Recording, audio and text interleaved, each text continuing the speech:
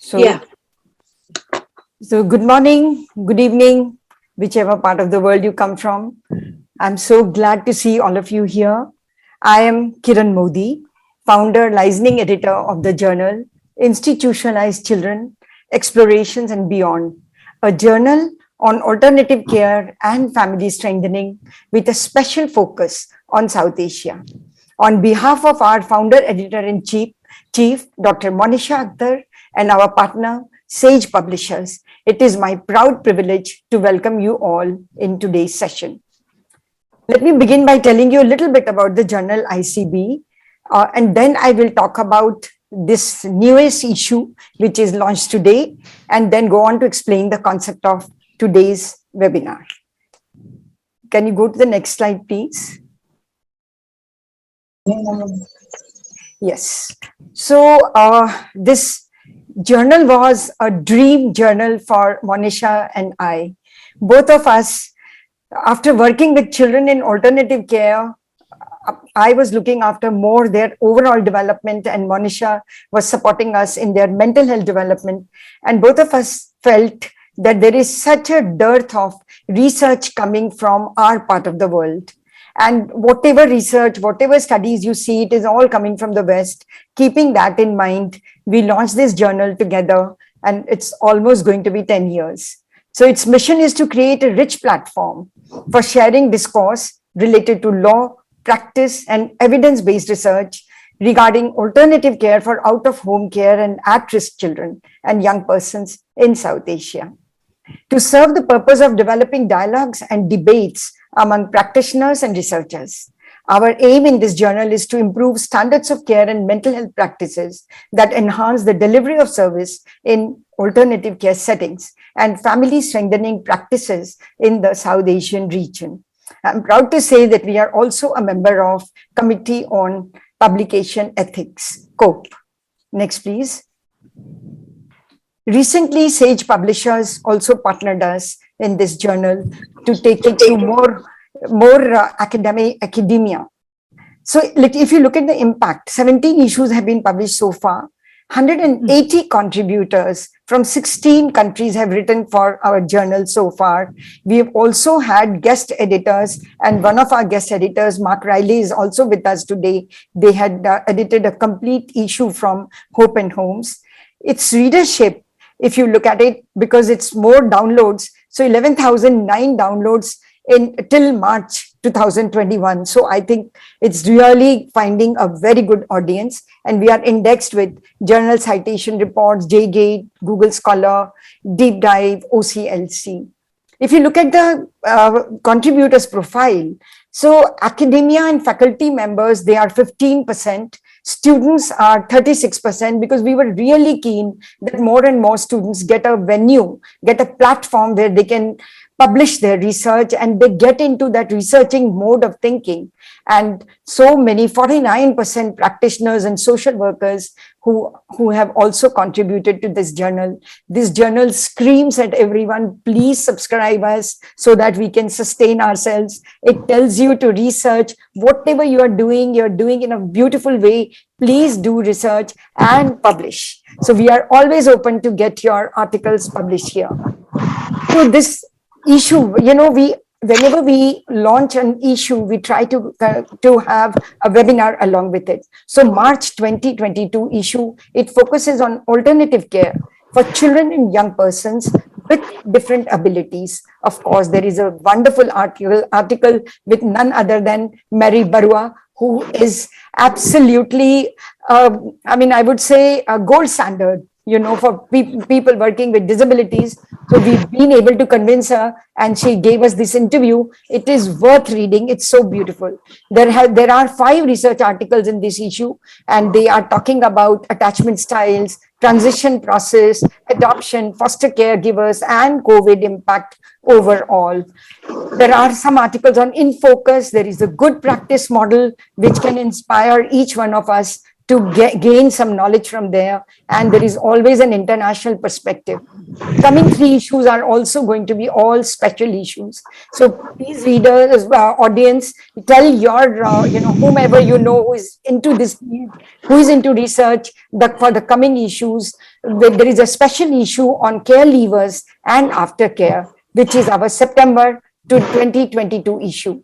In March 2023 issue, it is going to be special focus on child trafficking and how children and girls, especially, and youth, how they find it so difficult to get rehabilitated. September 2023 issue will be way forward for alternative care in SAARC region. What is going to be vision, for all of us going forward? So these are some of the content we do in every issue. There is an editorial note, forward, in-depth interview of an individual, unpublished manuscripts from individuals, organizations. There are papers on international perspectives, articles presenting good practices. There is an in-focus paper which broadens the aspect of alternative care to include papers around children in conflict with law also. There are interesting reviews of books and movies revolving around issues of child and youth care. There is an opinion piece, and there are brief communications and upcoming events. So this is how the journal shapes up. Next, please. Today's webinar, it's a very important webinar, and it coincides with the launch of our issue. This is, as I said, alternative care for children and young persons with different abilities, mainstreaming and rehabilitation. This webinar aims to highlight the vulnerabilities and exclusion of children in care who have disabilities. Recent exposure of mine when we are working in one of the states and all the state-run homes, and we noticed 40%, more than 40% inmates, if you can call them inmates, children and youth who are there, they are with people with disabilities. And hardly anything is being done. There are no therapies. There are no procedures for children to make them intellectually stimulated.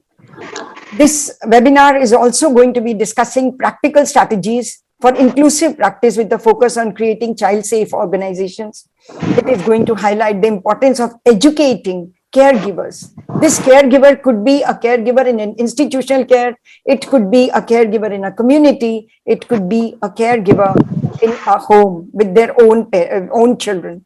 And it addresses the issues of children with disability. So this is, you are aware of how the whole seminar is going to be addressed. First, Dr. Monisha Akhtar, I will be requesting her to talk a little bit about mental health issues and for such people.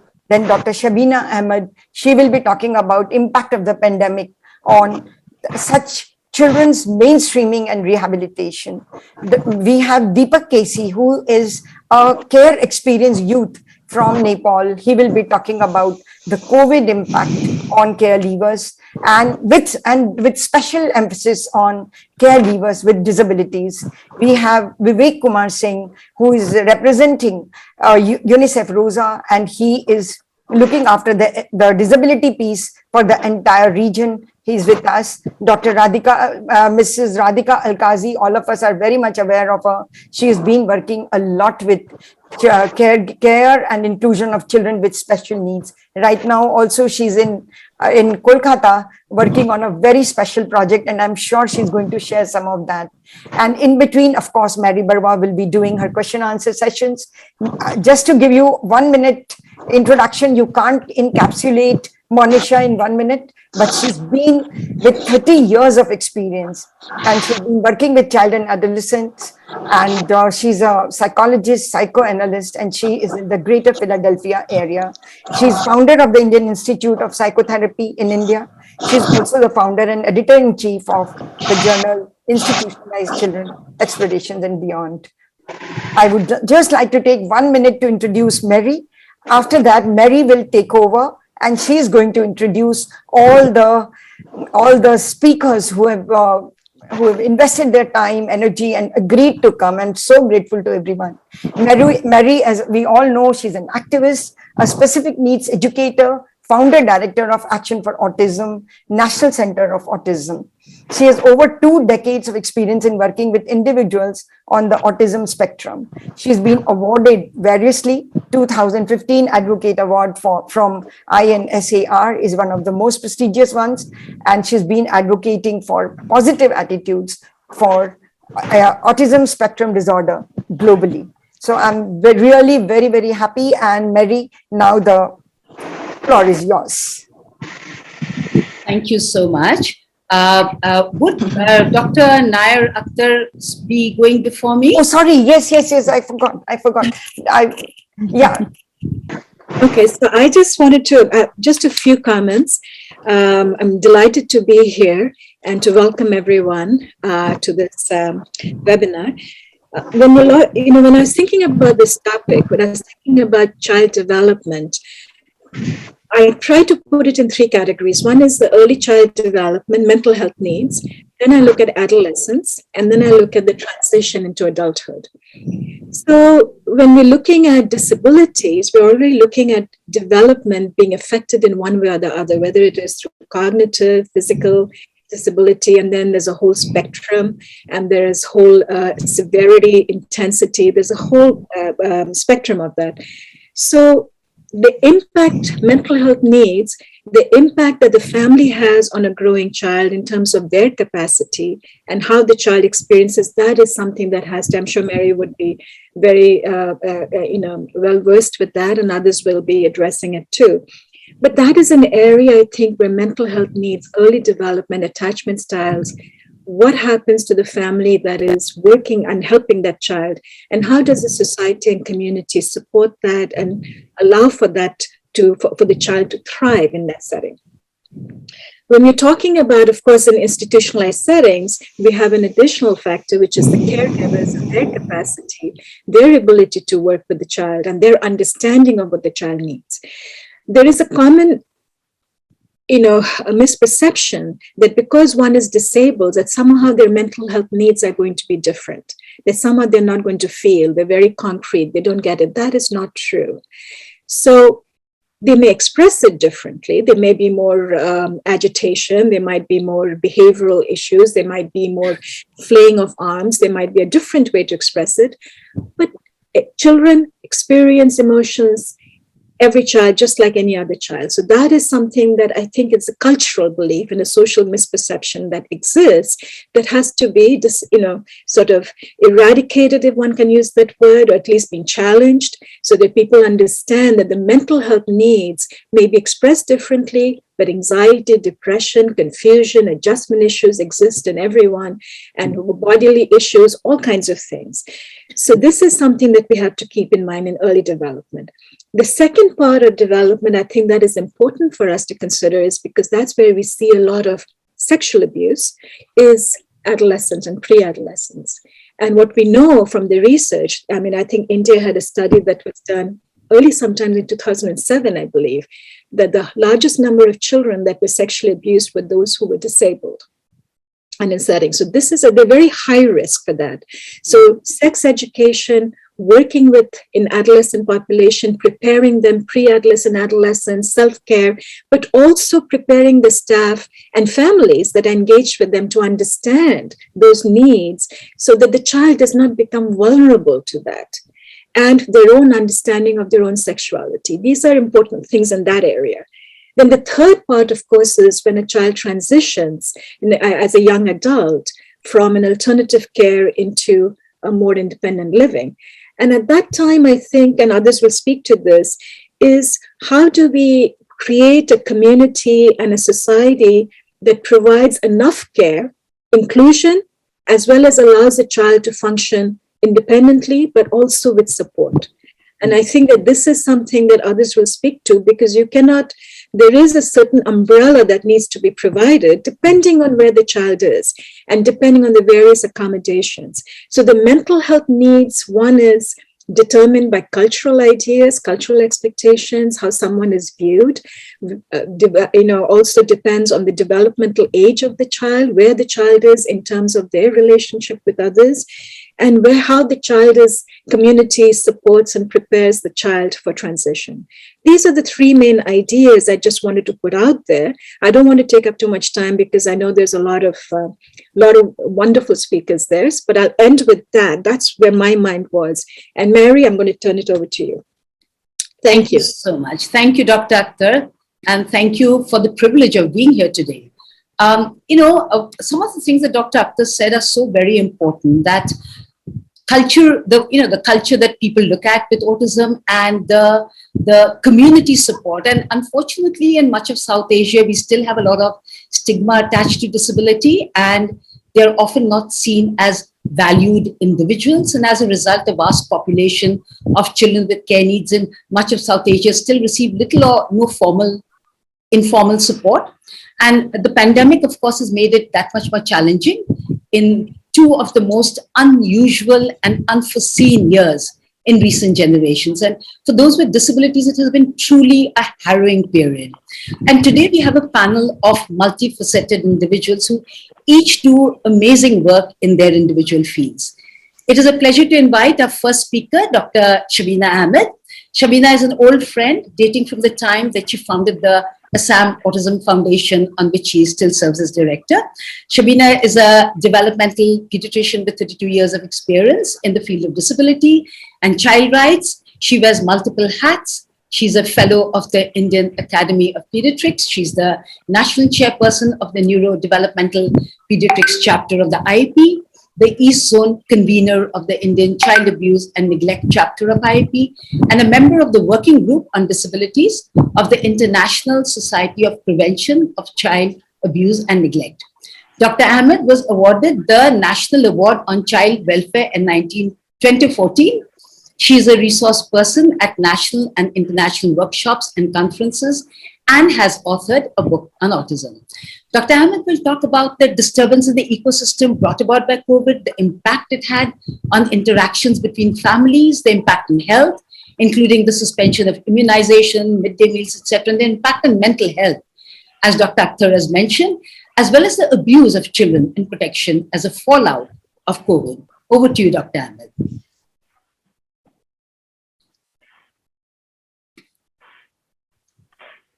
Please unmute yourself, Shabina. Okay. So thank you, Mary, for the wonderful introduction. And I'd like to thank Udayan Care for giving me this privilege to be with you all today and to share my experience with children with disabilities. Now, I'll be talking on the impact of COVID-19 on the mainstreaming and rehabilitation. So I'd like to share my screen.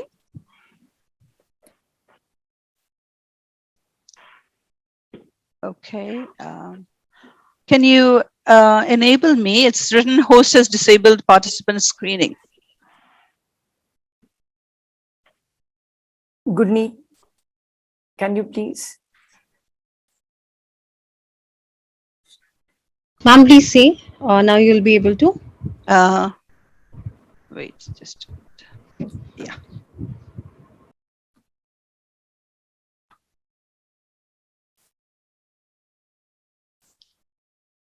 Okay. Can you see my slide now? Yes. Okay. All right. So now, coming to the introduction. How can I remove the pictures? Okay. Fine. All right. COVID-19 in children with disabilities have disproportionate adverse health and well-being outcomes. And it is beyond the consequence of the viral infection. And we know the vulnerability. We've been always talking of the vulnerability of these children. They have greater health needs where immunity is concerned, and other physical needs, as well as all feeding patterns concerns, which affects their health. Then they are greatly dependent on the community-based services, and hence any disturbance in this area causes a lot of adversity. Then they have additional mental health concerns, and what the pandemic did was to exacerbate all these mental health concerns that they have. And we know that they have a great burden of their daily life activities.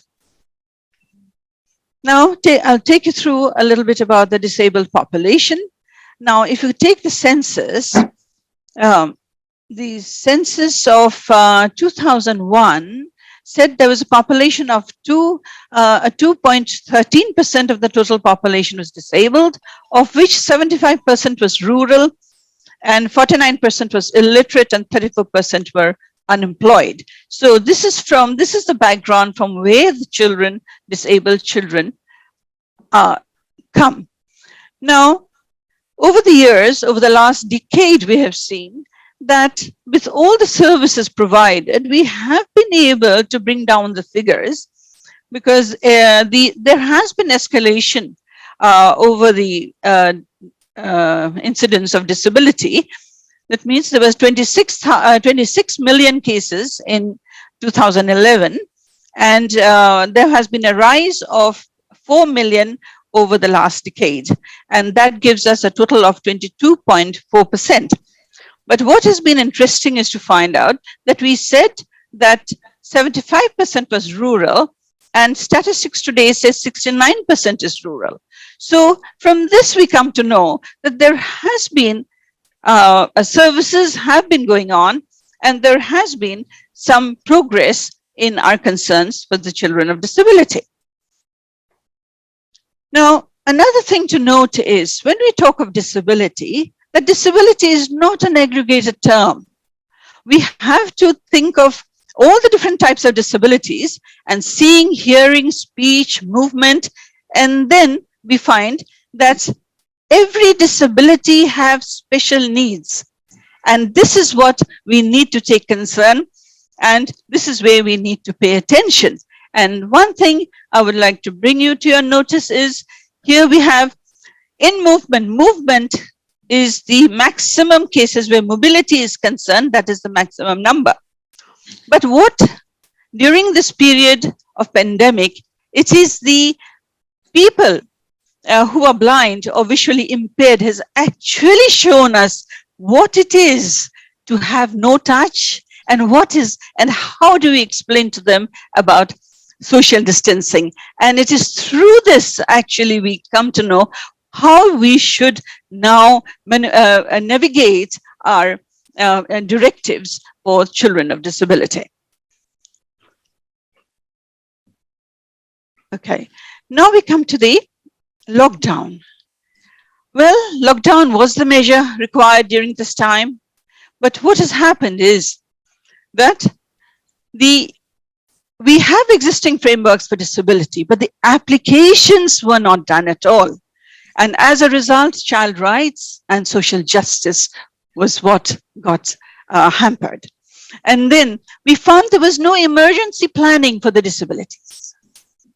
There was curtailment of non-critical care just to preserve the health system. And so we did not address the issues, the ongoing issues for children of disability. The next comes the access to information was not given in different communication formats. We had audio format, we had pictorials, but the fact is that what about the blind? We didn't have made any facilities. They were under the mercy of the people who take care of them. Then came barrier to hygiene and touch. Many of them who are immobile or have not been able to use their hands properly, they have not been able to say, how do they do the sanitization? Then came touch. There are children who need touch to know the world. And then we didn't make any provision for them. We just gave blanket statements that do not touch.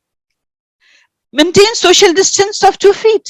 Now, how will a blind, if not taught, how will they assess? So now what are the alternative ways by which we can teach them? So these were a few things that couldn't get taken care of during the directives. Now, the next is the clinician-patient communication. So now, it's absolutely broke down, not for the disabled, even for the normal people. There were no doctors to be found. Nobody would come and meet, and hence you have to fend for yourself. Then came transportation from transport information. Well, we for the typical, it was okay, transport information and where the sitting is. But what are the directives, prior directives to the people with disability, and particularly particularly with the blind, to find out how to move about. So this has indeed caused a lot of drawbacks in their growth. Now, today my talk was on impacting mainstreaming and rehabilitation. Now, when we talk of mainstreaming generally we talk of the students being put in regular classrooms and giving them the exact same opportunities. But then there are other mainstreamings which have been affected. One is mainstreaming of child protection, mainstreaming of child development, and mainstreaming of health and nutrition, because all of them again get together to help in the development of the child.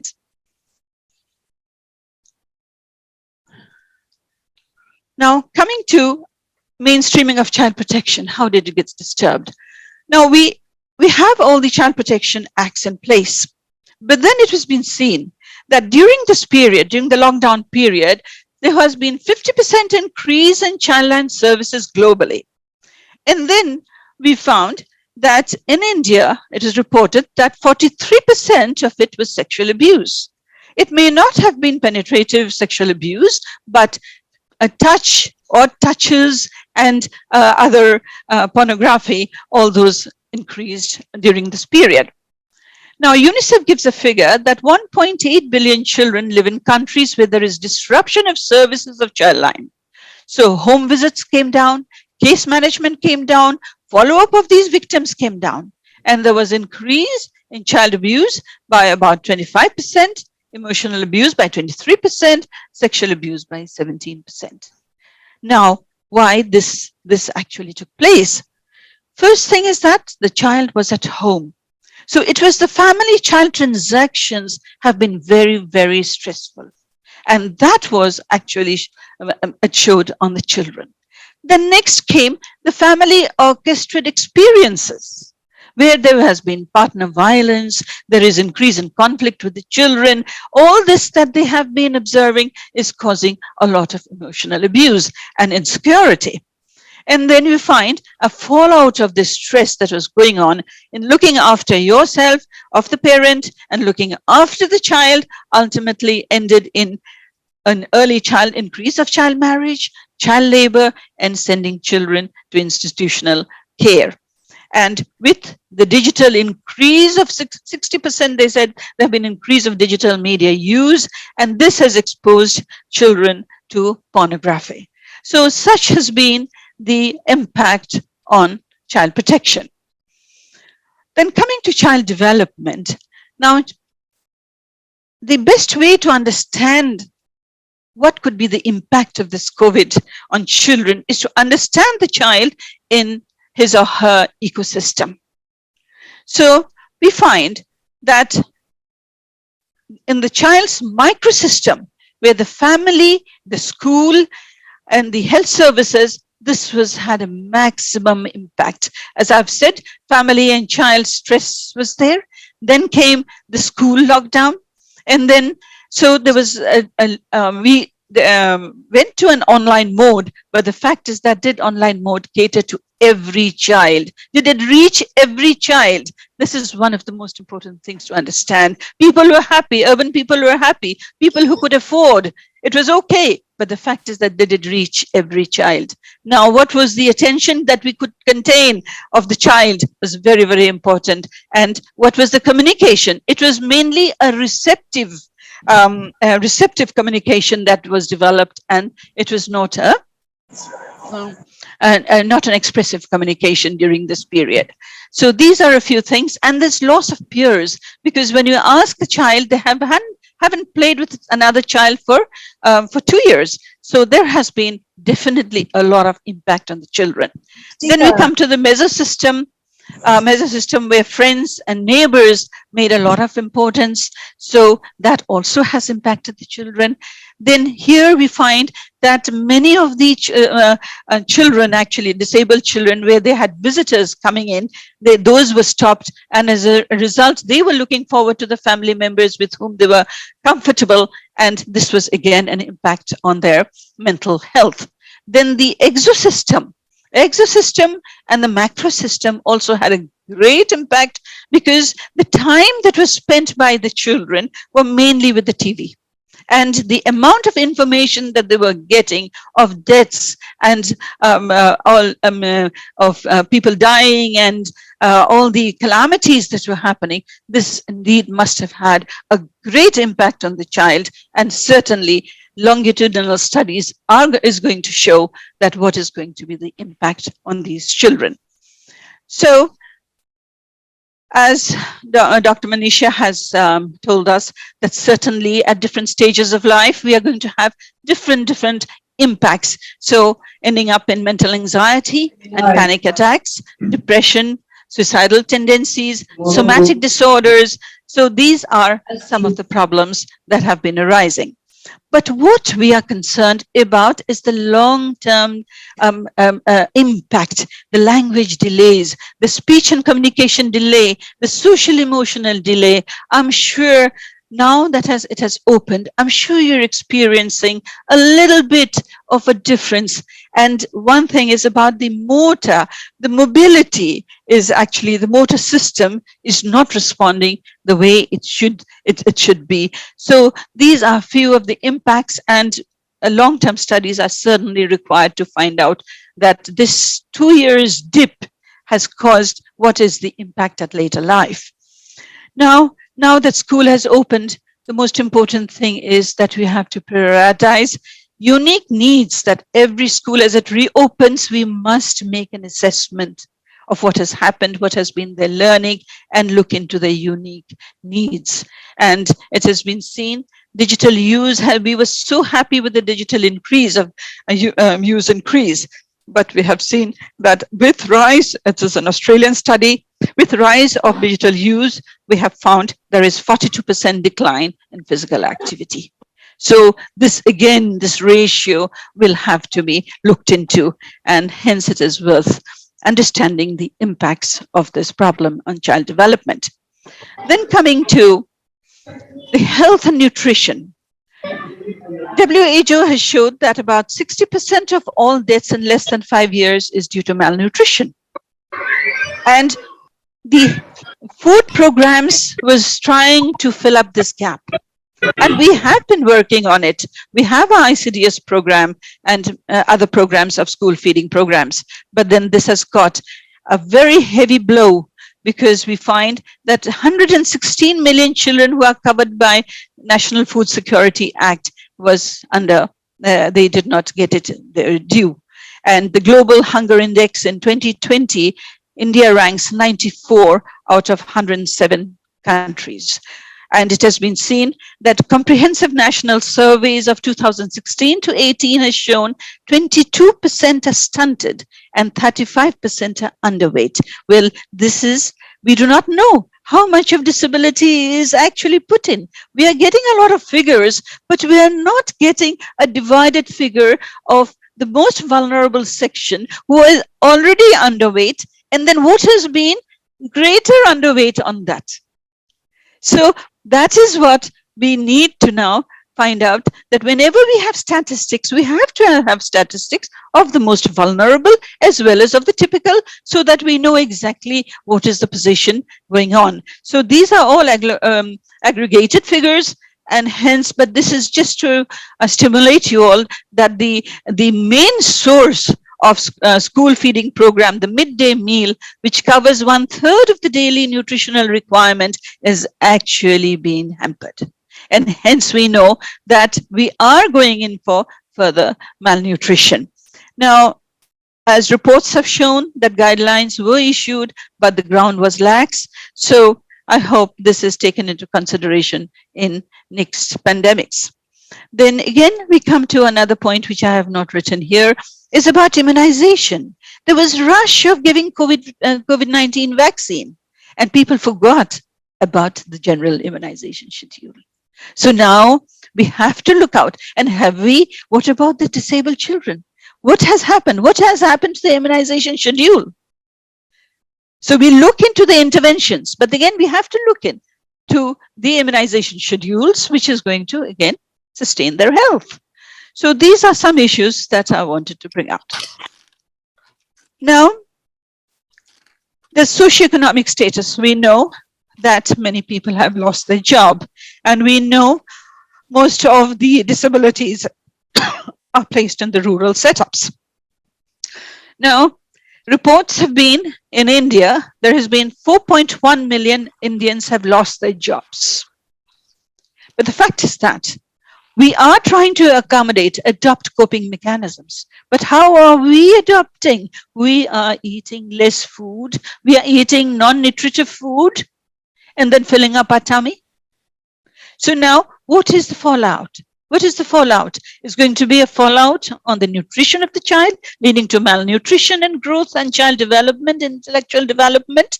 And most important is the adolescence, where their growth will be affected. And then the pregnant mother's food intake is less. So now we have to think, we are going to see more of neurodevelopmental disorders in coming years. So this is what we have to put our mind to it. Now, coming to the impact on rehabilitation services. As we know, rehabilitation involves use of medical, social, educational, vocational measures. And all these have to be, some of them are delivered in an institutional manner, in an outreach manner, in a community-based manner. And then it encompasses early detection, diagnosis, and intervention. So there are two portions of rehabilitation that have been affected. One is detecting the child, making use of the sensitive period, making use of the window period, so that we can prevent a delay from becoming a disability.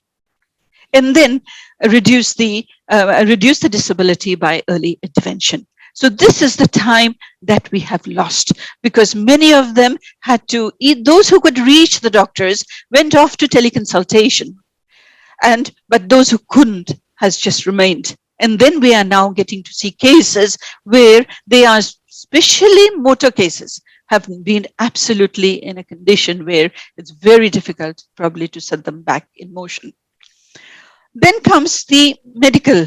There are many treatable causes, particularly if you take a blind, vitamin A deficiency, and so many other issues that are treatable. But at this time, we have not paid attention to their nutrition, and then we might find quite a number of the blind cases might go up.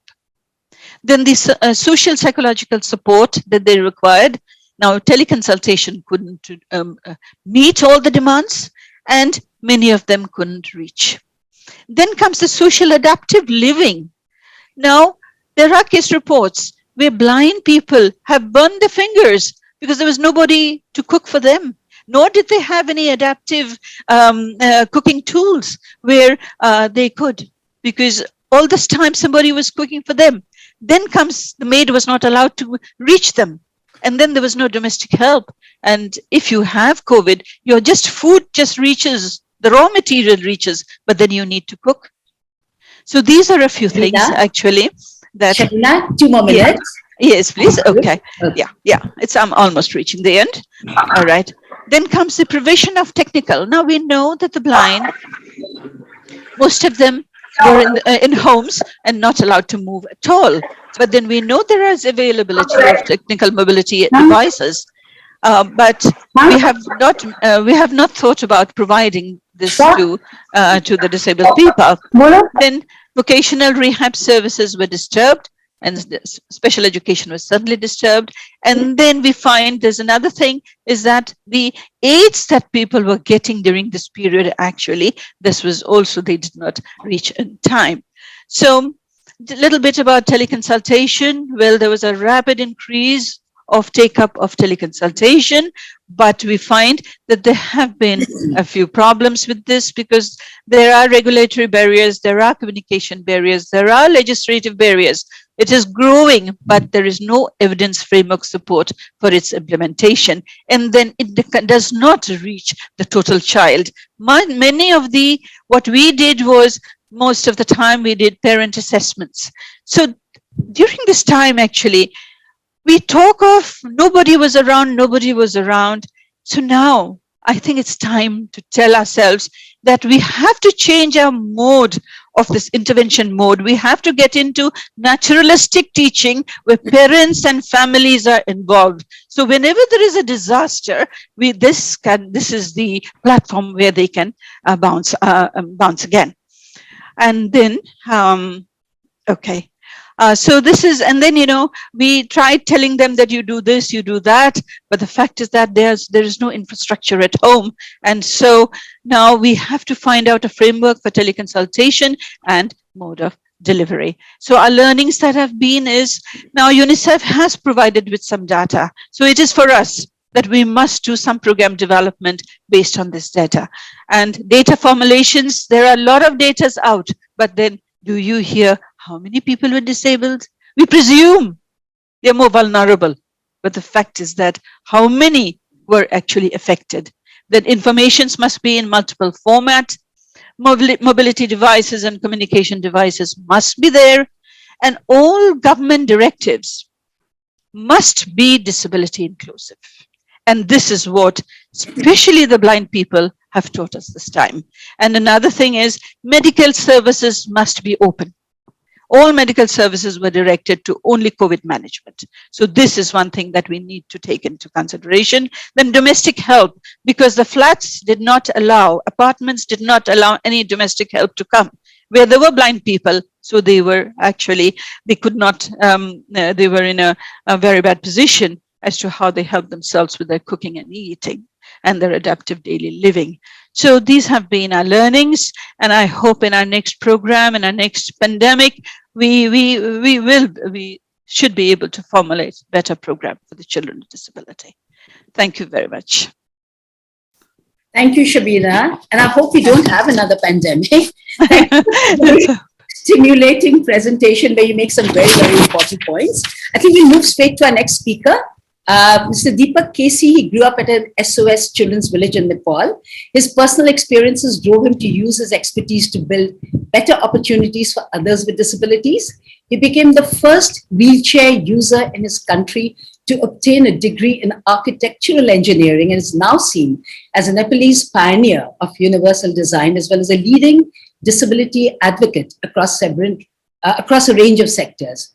Among his many accomplishments, Deepak co-founded the Independent Living Center at Kathmandu, which leads Nepal's efforts for the implementation of the UN Convention for the Rights of Persons with Disabilities.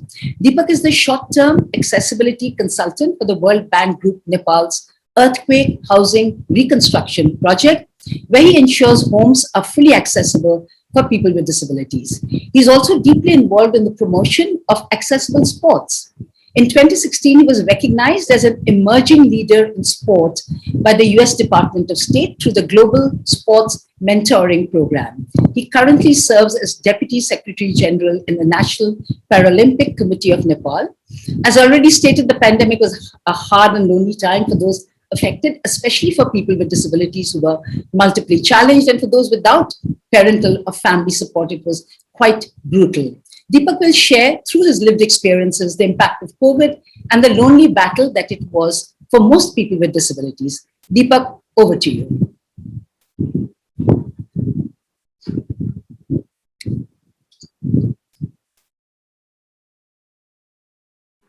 I wonder if Deepak is here. Yeah, that's what I'm thinking. That's what. Gurneet, can you see him? No, I was trying to call him. I saw him earlier. Then he dropped out. So should we go on to the third To the speaker, next Mary? You can go on to Yeah. the next. Yes. He will So then we join will back. move to Mr. Vivek Singh till Deepak comes in. Mr. Singh is a disability inclusion and rehabilitation professional who serves as the regional disability inclusion consultant at the UNICEF Regional Office for South Asia. Mr. Singh has worked on mainstreaming disability in program and policies in both a humanitarian and a developmental context. Vivek has also co-chaired platforms like Age and Disability Working Group, Cox's Bazaar, MHPS's platform Juba, in addition to establishing and facilitating various committees and technical working groups in South Asia and Asia Pacific. Vivek has worked with the government as a mental health professional and with various national and international NGOs in India, South Asia, and South Sudan as disability advisor, project manager, and consultant. Vivek has significantly contributed in disability inclusion in the public health system, education in emergencies, child protection in emergencies, WASH, and SDG planning and strategy. Vivek will speak on educational programs for caregivers and the importance of these, especially in supporting deinstitutionalization. Mr. Vivek Singh, over to you. Thank you very much, Mary, and very pleased to be here. Thank you to Ryan Care for organizing such a wonderful webinar. I would request Dr. Gurneet, if you can put on slides, please. Basically, in this session, I will take around 10 minutes to talk about educational programs for caregivers to address issues of children with disabilities. Those who are not able to see, in case in the audience, let me describe myself. I'm a person with a jacket, gray t-shirt, and having short hair, and I'm in 40s. In the slide, you will see a picture of Indonesian girls sitting in a school looking at camera, waving in the camera. And then there is my name designation, which Mary already mentioned in this webinar. Can we go to next?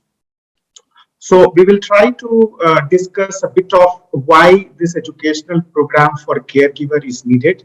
So we will try to understand a bit of rationale behind it. We will try to see what are the approaches which agencies are taking in these context, especially in South Asia. We will also try to look at some of the impact which educational program can bring in deinstitutionalization process. It means in alternative care system, and later on we'll conclude. Can we go to next? In this slide, you will see the right-hand side, there is a kid in primary school and just smiling, looking at the camera.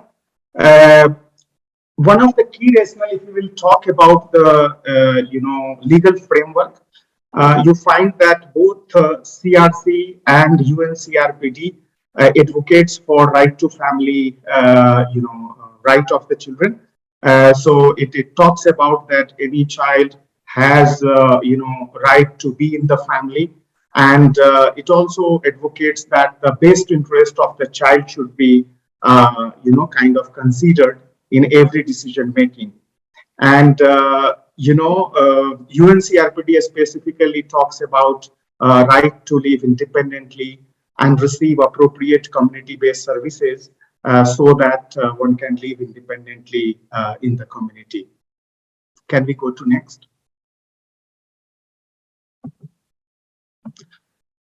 As we know, caregivers most of the time get overwhelmed, especially when they are dealing with children with disabilities. And we have heard Dr. Monisha talking about the developmental aspects of children, especially if the children has a disability. You will find their needs are different, their developmental patterns might be different. And caregivers might not have quite good knowledge of how it is evolving, how impairment features are demonstrating, and that creates overwhelming experience to the parents. Sometimes they are not able to manage the stress which it causes. These challenges are further, kind of worsens when, there are behavioral problems with the child. We might have seen multiple disabilities in a child having cerebral palsy along with mental health issues or behavioral problems or any other, problem which further, makes the situation quite challenging for caregivers to manage. We have seen the quality of childcare has a direct impact on child's ability to learn, be the best as a child, grow, quite well. So, the quality of care being in family is the paramount, which many of the research has shown us.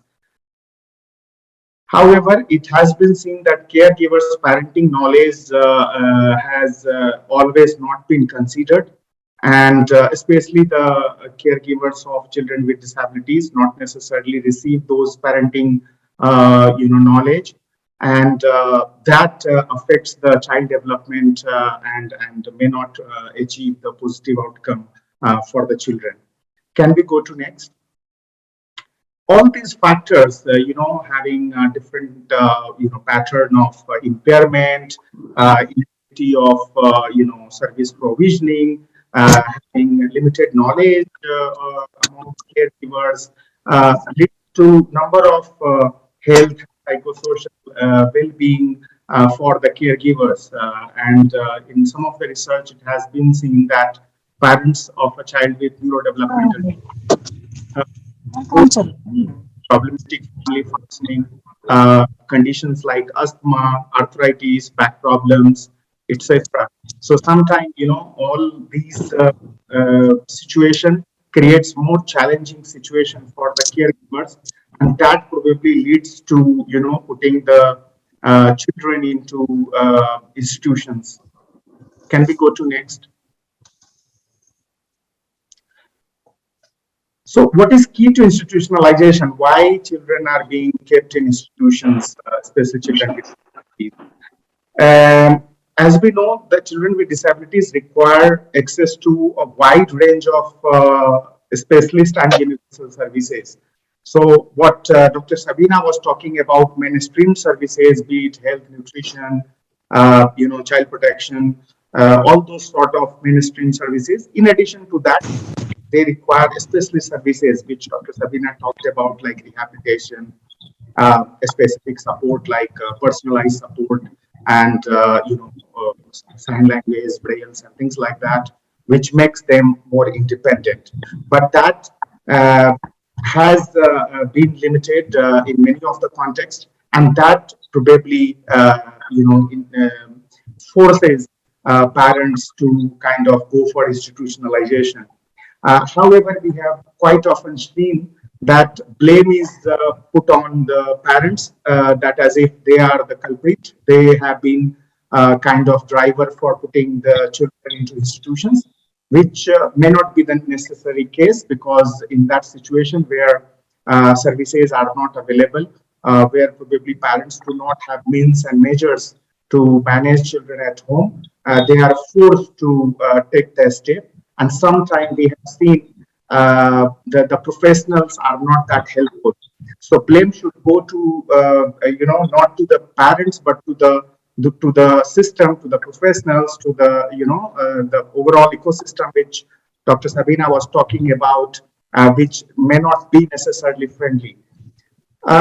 Without this specialist and mainstream services, certainly parents feel that they cannot provide a level of care at home which is required by that particular child with disability. There has been number of myths and stereotypes about the children with disabilities prognosis, the way they are kind of behaving in the community, their impact on the society, in the family.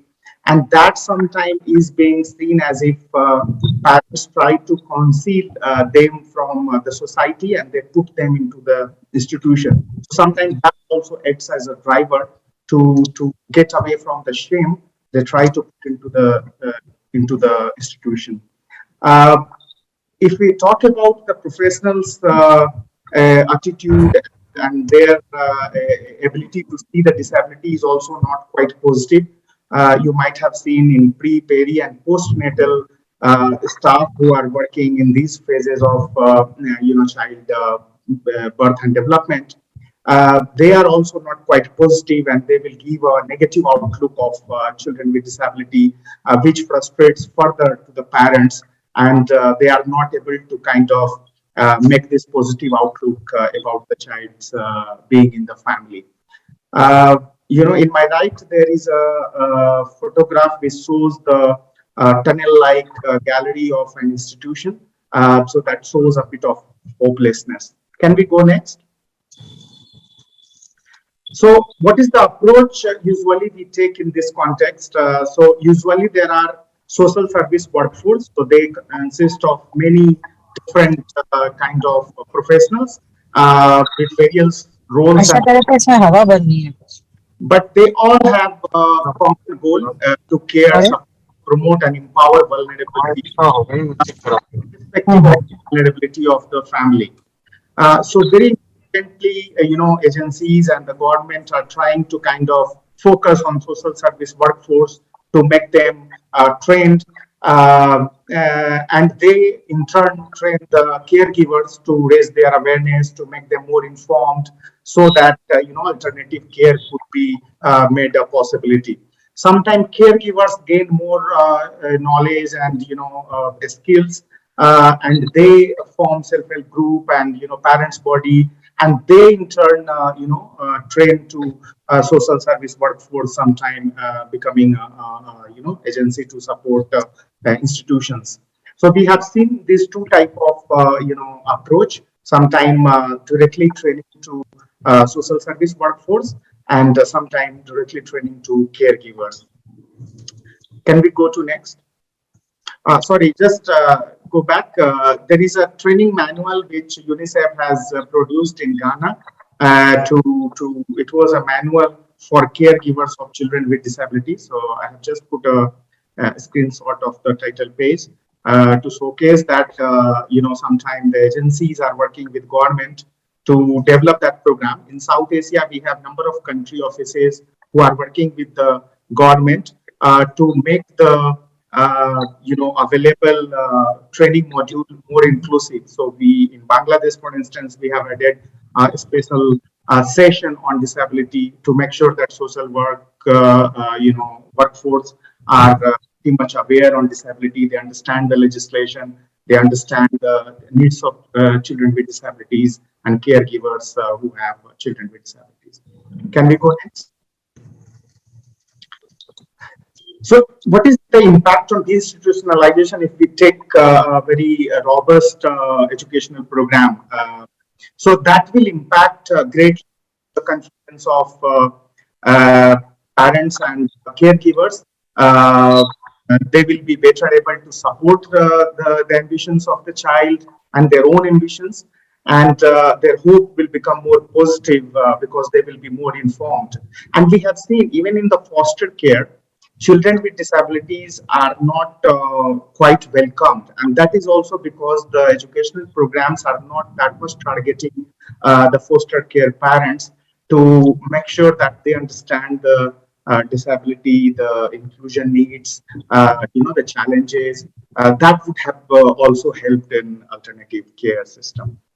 And also, we have seen that many institutions do not take care of needs and wishes of parents in their own, programming. This is very important that we consult parents and we do not try to fit into the parents into the program, but we design our program as a wish and the needs of the parents, so that our programming is more needs oriented.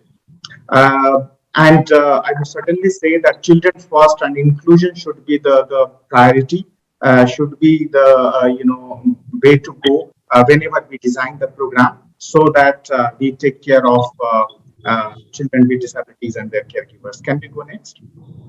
Just to, in case of to give you a better sense of overall educational program. That certainly the lack of systemic support to families and caregivers leads to this over reliance on institutional care.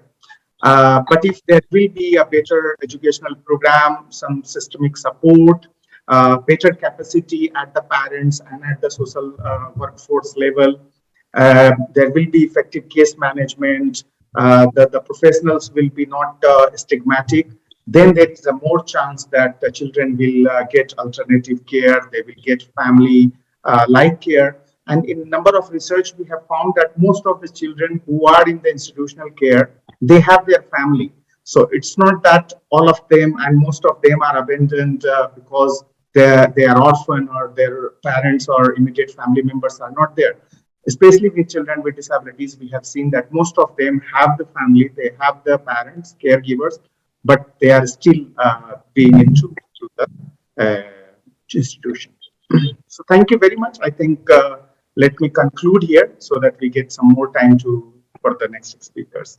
Thank you, and over to you, Mary.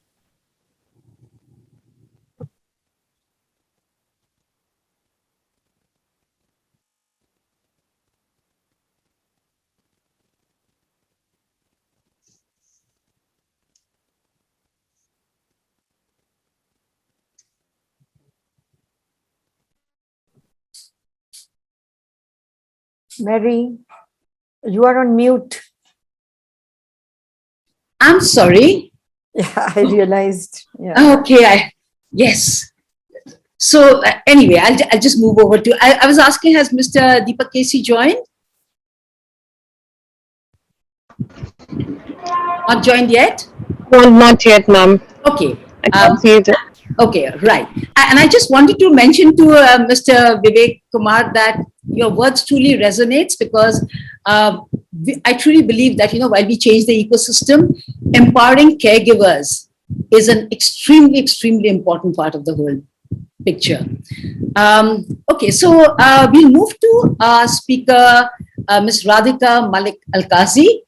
She's someone from whom I have had the privilege of learning really for the past 25 years. Radhika is the founder and managing trustee of Astha, a wonderful cross-disability community-based organization that works with children and with people with disabilities and their families since 1993. Astha runs services, works in urban resettlement colonies, conducts research, provides information, and links action with policy concerns. In this, Astha prioritizes children and people with disabilities belonging to the poorest and the most vulnerable sections of society. Radhika has worked actively at the level of policy and advocacy for both children and persons with disabilities and their families. She has authored many reports, many of them that I know that I have benefited from, and organized workshops and meetings on the status of children with disabilities in education and in the protection systems over the last 30 years. An area of special concern has been the institutionalization of children with disabilities and the importance of community-based alternatives. Radhika is also an extremely talented theatre artist. I couldn't resist saying that. Radhika will share her experiences of institutionalization and the similarities across the world and the action that is required across structural, legal, and other levels. Radhika, over to you. Thank you so much, Mary. And thank you, Dr. Modi, for inviting me to this very important webinar. I would like to start today by just sharing a little bit about what I've been trying to do recently. We have been trying to travel to certain states of the country, states like Chhattisgarh. I am in Bengal just now, Delhi, looking at community-based organizations that work with people with disabilities and those who have long-term illnesses, chronic illnesses, and looking to see what has happened during the pandemic to these families, the most vulnerable in the tribal areas, in the urban slums, in the rural areas. And again and again, what we are seeing is that families that have just about kind of, come up to, crossed the poverty line, had started having, as everybody says, 3 meals a day, have been brutally slipped back into the poverty line in the last 2 years. Nearly every family is reporting that they have had to take loans and they have had to compromise on the food for their families and as well as for their children. And that's just, very little of it. Why I'm saying this is, and these are all families of children with disabilities and families of people with disabilities and those who live with chronic long-term illnesses such as tuberculosis, cancer, and others.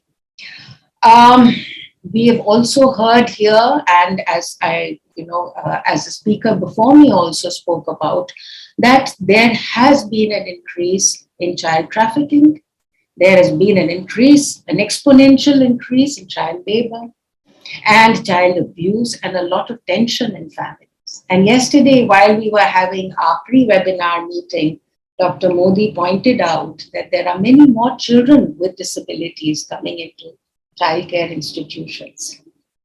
And if all this is happening, I'm not surprised that there are many more children with disabilities who are coming. And just this morning, I met somebody who worked in the child lines.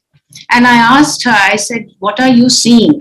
And she said, ma'am, earlier we used to see 1 or 2 children with disabilities. Now we are seeing 20 a month. So while there is no research just now, I think we really do need to research and look very carefully in the next few years. We will see many more children with disabilities who are going to enter the child care institutions in all our countries.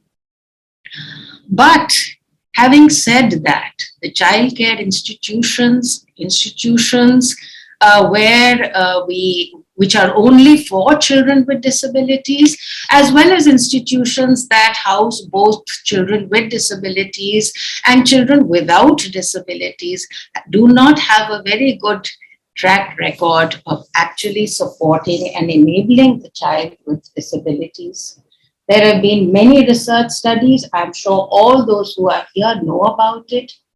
But from our own experience, and Mary was also part of it, of working in an institution in Delhi for over 2 years, looking at the situations for people with developmental disabilities, we found appalling living conditions, unclean, unhygienic living, dirty clothing, people in clothing, children in clothing that had not been washed for months, I would think, badly cooked food, abuse, death due to negligence, and unattended medical conditions, inadequate and inappropriate caregiving that was there. In other institutions that I have visited, what one sees is that children with disabilities are just lying there. And just if you, I just want to talk about an instance where there was this, I can see it, all these cots with young girls with disabilities, little children lying there. They were washed and they were fed and they were cleaned, but they never got off their cots and they never played, and there was never any kind of stimulation happening. And all we had to do was to open out the cots and bring the children onto the floors and give them a whole lot of toys. And we saw such a major change. Of course, that was just for that particular moment. But what I'm trying to say here is that there seems to be an understanding, or rather a lack of understanding, about the requirements and the needs of children with disabilities if they happen to be in institutions. In institutions that house both children with disabilities and children without disabilities, we find the common refrain is that we don't know what to do with this child. That seems to be a common refrain that we hear everywhere when because as organizations, we often reach out to institutions and say, if there is a child with disability, we would like to see what we can do. So what can we do? I'm just going to go through a few things that perhaps should happen if a child does come into institutions, and if we are going to see many more who are going to knock doors of institutions in the next 1 or 2 years. I think the first thing to do is to start with the rights of the child. There is too much emphasis on charity approach for children with disability. This child has all the rights as any other child. And therefore, any provisioning has to be based on the rights of this child. And the focus has to be on enhancing abilities and the enhanced quality of life of this child. There are legal frameworks. Very often we forget that there are legal frameworks. There is an international UNCRPD in each one of our countries there would be legal frameworks. In India, we need to clarify, for example, what is the framework when there is a child with disability in a childcare institution. We do have laws that deal with institutionalization. For example, we have the JJ Act in India, but we also have the Rights of Persons with Disabilities Act in India of 2016. So which one of these laws, or do these laws work together to form the framework? That is what we need to be very, very clear about. And that is a gray area at present, at least in our country. I'm not clear about other countries. Perhaps others will share later. We need to remember that all the standards of childcare apply to this child also. The color of the rights, the color of the standard may change a little for different children, but the standard has to remain the same, the highest standard. The investment cannot be less for this child. It cannot be any less for this child than it is for any other children. The other thing that tends to happen is an exclusive focus on the impairment of the child and a very medical focus of the child, on the child. So what I'd like to say here is, what my experience is, that we have to go beyond the impairment of the child. We need to look at the child first. All the requirements of children when they come into an institution, the requirement of love, of care, of comfort, of play, of attention, of participation, all these things are equally important for this child. So even if we don't know what to do with the impairment of the child, I think it's important if we start with just the child, by which I'm not saying that you don't need specialists. But what I'm trying to say here is that what we can make a start with a child, and just looking at the child, and then go into the other areas. And we have to remember that all aspects of the child, there was discussion on child development, all aspects of the child need to be looked at equally, and not just the medical and the impairment aspects, as does tend to happen very often with children with disabilities. We have to also understand that children will communicate differently. Many children will not communicate as you and I are communicating today. And therefore, we have to be able to understand that they may react differently to stressful situations. And therefore, we have to be ready for the fact that the child may hit out. And that is not a behavior problem. That is not a behavior problem. We often tend to label children with disabilities as having behavior problems. I would like to say very much there is always a reason why a child reacts in a certain way. And therefore, it's important to step back and try and understand why a child is reacting the way they are reacting, and not label the child immediately. Observing the child is a very good way of understanding a child. And problem solving, looking for solving issues together, these are big and very important things. Enabling participation of children in all activities is extremely important. You may need to adapt, we may need to accommodate. What we have to ensure that there is no isolation and there is no exclusion, and that is not an excuse that is given for either behavior, managing a child's behavior. Very often we find in institutions, in various places, even in educational institutions, children with disabilities are isolated and excluded. And the answer often is that, we need to, this child has a behavior problem and we need to isolate the child. These are very questionable activities, I'd like to say that. But, the focus cannot only be on the individual. When there is an institution, it is actually the focus. It is not enough to just focus on that individual child. If there is an institution, we have to, and our research in working with this institution for 2 years showed that it is really your governance, how you govern an institution, What are the rules and the regulations that you have? Who is the caregiver? How many caregivers? How well are they supported and trained? These are the major questions that we have to answer. Because when we talk of inclusion, it is not just fitting the child into what there is, but it is really changing. For example, I want to give you very often, children with disabilities, they kind of, when they come into an institution or any space, they remind us that there is a lot of diversity in this world and that we have to work for this diversity.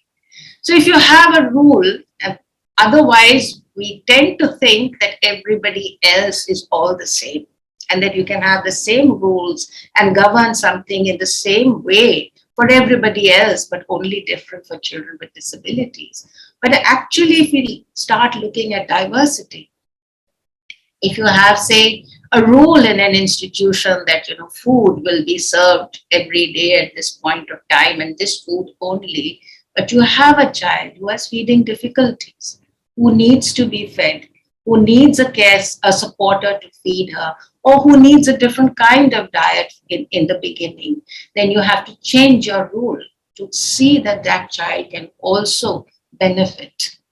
So there are children who will need support in activities of daily living. So if you're going to say that, in 10 minutes, everybody has to be ready and at the dining table, and that's your rule, and that's the way you've organized everything, you'll have to change that and say, well, maybe some people need to be supported. It will take a little more time. And that's how it's going to work. We may need to look at accessibility in institutions, and we may need to retrofit. Everything can't be changed. I'm not arguing for that, but what I'm arguing for is that there are simple things that we can do to make an institution easier and more accessible to that particular child. Change things around so it is more accessible, but do not be in a situation where we say, oh, this was not accessible, so we could not have the child participating in that activity, because that should not be acceptable by anybody. Look at how you have organized. How do we organize our living areas, our eating areas? Are all the children with disabilities in a separate room, for example? Or, different, even in institutions where there are all children with disabilities, sleeping areas. So all these need to be looked at. It is from the individual to actually the rules and regulations and everything that any kind of institution works with. That is what we require in when we talk about inclusion and equal rights and participation. And that's a big one to be done.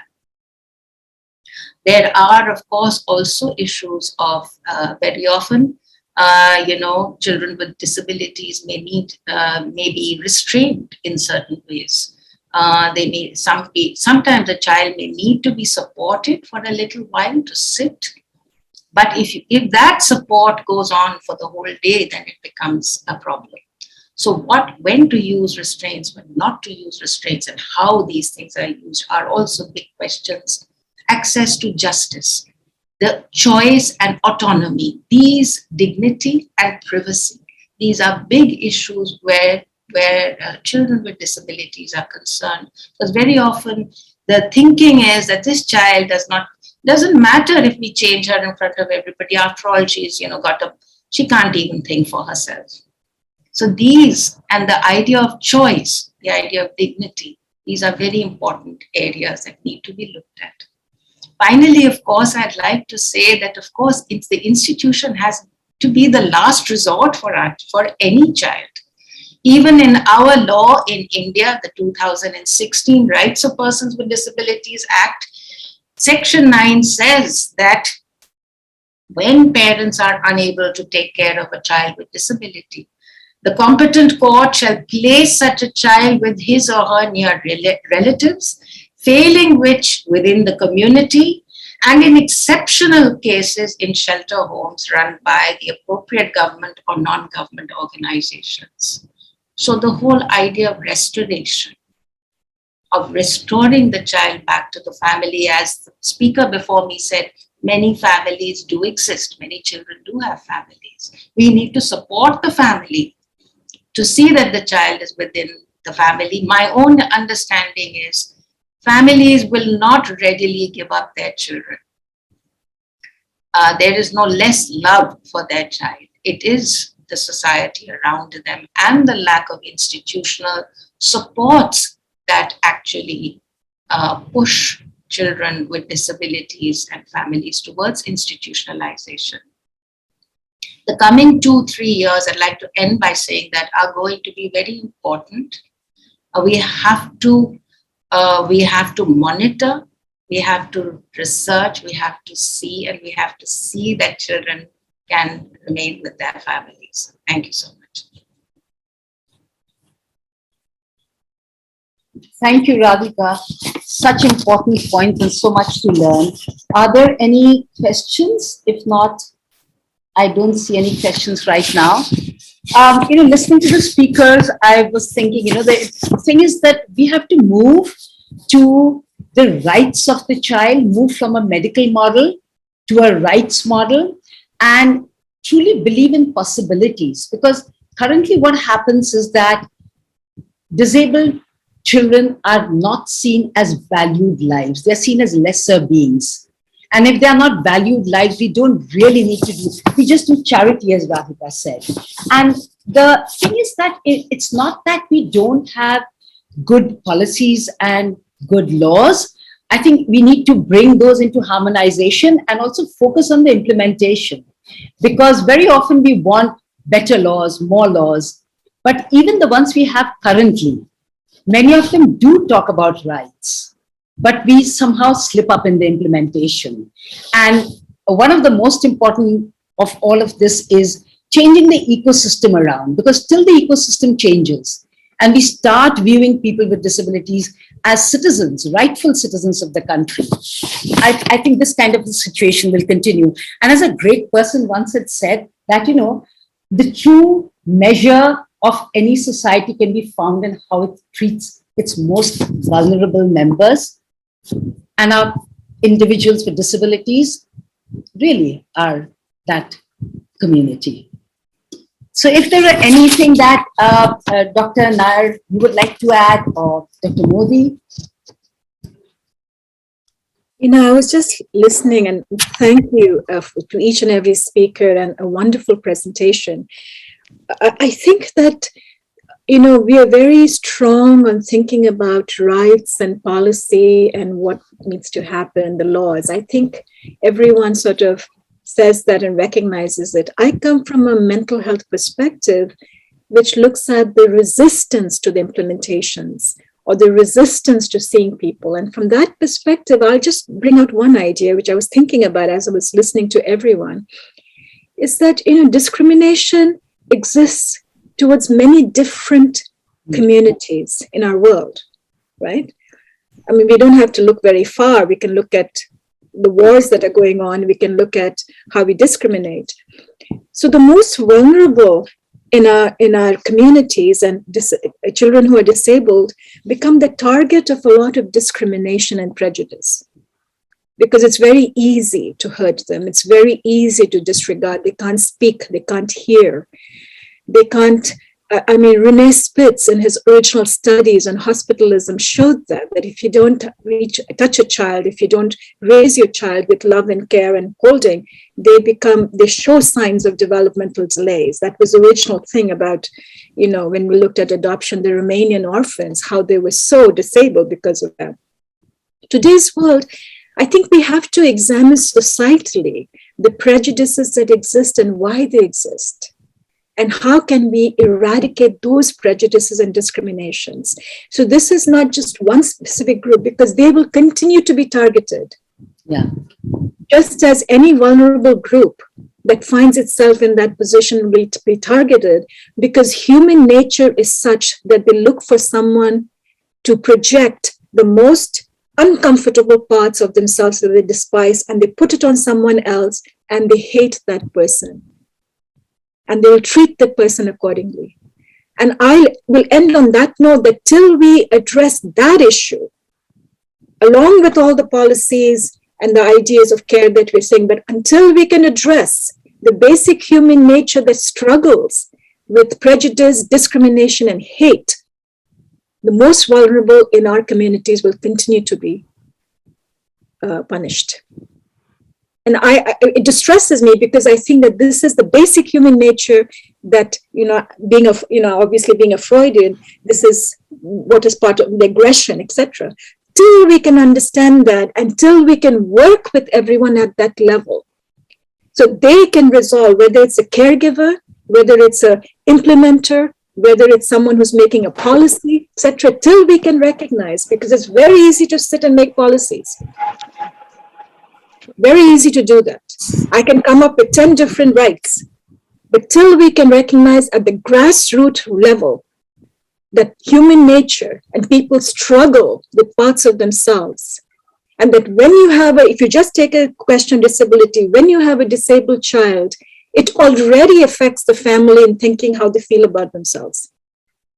And then the child becomes the target. That is the sad, it's like a, circle kind of thing.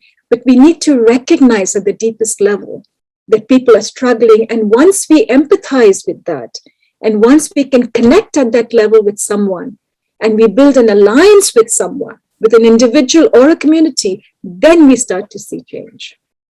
I'll just end with that. Thank you, Dr. Akhtar. Such important points. And it's been such a privilege listening to all the speakers and the points that they brought out. Dr. Modi. I'm feeling very overwhelmed, and the way all of you presented the different aspects of the same thing, which is assailing society, and the way Monisha has summed it up, I think it has really fallen into place. I keep on worrying about, we keep on talking about policies, we keep on talking about laws and acts and everything else. And even the Disability Act, and the Employment Act clearly says that people with disabilities have to be employed. Employers have to give them a chance. But where is it happening? Are we also preparing our children and youth with disabilities for taking up any potential employment? We are not doing that. And then, to expect the employers to come forward and to give them employment. I mean, it's like a chicken and egg situation. What I'm noticing earlier, it was always agarbatti making and this making and that making, those repetitive things you teach them because that's all they are good for. Now it is becoming, this is what the trend I'm noticing. I could be entirely wrong. What I'm noticing is teach them all and get them all into hospitality. Because Lemon Tree or one other hotel or another establishment, they are ready to give them employment. So whether you are interested in hospitality or not, but you get trained. And I mean, what is happening? I mean, we really, people who are working with disabilities, we need to prepare them for possible workforce so that they get into employment. They have to, we have to make. I mean, I met, I'm forgetting her name.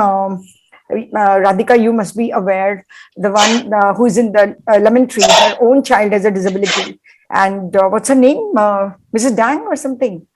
I forgot. Dang. Yeah. So she, tried 4 youth with disabilities to bring them together and leave them alone in a flat to fend for themselves. And, I asked her after 6 months, she said it was going on well, of course, with fits and starts, but after 6 months it failed and all the children went back to their families. So it is a very, very big issue, whether you have money or you don't have money, and we need to deal with it. So I think Gurneet is waiting to give a vote of thanks. So Gurneet, over to you. I think Dr. Sabina had raised her hand. Yes, ma'am. Oh, yeah, please. Okay. Well, it is very lovely being with you all today and listening to the speakers. Now, just one thing which I would like to say is that we shouldn't separate rights mode from the medical mode. Medical, social, it comes together. It comes together, and hence we address it as a biopsychosocial model. Because as we do the intervention and look at the rights, then we have to find out that the child's health is good, the growth is good, vaccinations are being done. So side by side, and all the comorbid issues. When we talk of a child with disability, we have to think of the comorbid issues that comes along with it, which hampers the child's growth and hampers the child's development and functionality. And hence, I think it's not about separating, shifting from a medical mode to a social mode. It will be better to address it as a biopsychosocial model where we take in all the disciplines and which all the departments which forms the child. So that gives a holistic approach. So now, Gurneet, over to you. Thank you, ma'am. So good evening, everyone. I feel so privileged to propose a vote of thanks on behalf of the entire ICB Journal's editorial board. And first of all, my sincere thanks to Dr. Kiran Modi and Dr. Monisha Nair for guiding us. And my heartfelt thanks to our moderator, Ms. Mary Barua, our speakers, Dr. Shabina Ahmed, Mr. Vivek Singh, and Ms. Adhika Alkazi, for highlighting the vulnerabilities of these children and youth with special needs and the major impact of the pandemic on their mainstreaming and rehabilitation. So this is a teamwork, and I would like to appreciate all the efforts put in by the entire team. And last but not the least, my heartfelt thanks to all the participants who have joined us today. And hopefully we'll meet again in September with our next issue launch. Thank you so much. So I would again like to go back and have the same refrain. Many of you are researching. Please, publish with us and become peer reviewers. We really need to establish all these faculties into our daily practice also. Thank you. Thank you very much. Thank you, everybody. Thank you. Thank you. Okay, so we're leaving the session. Thank you very much.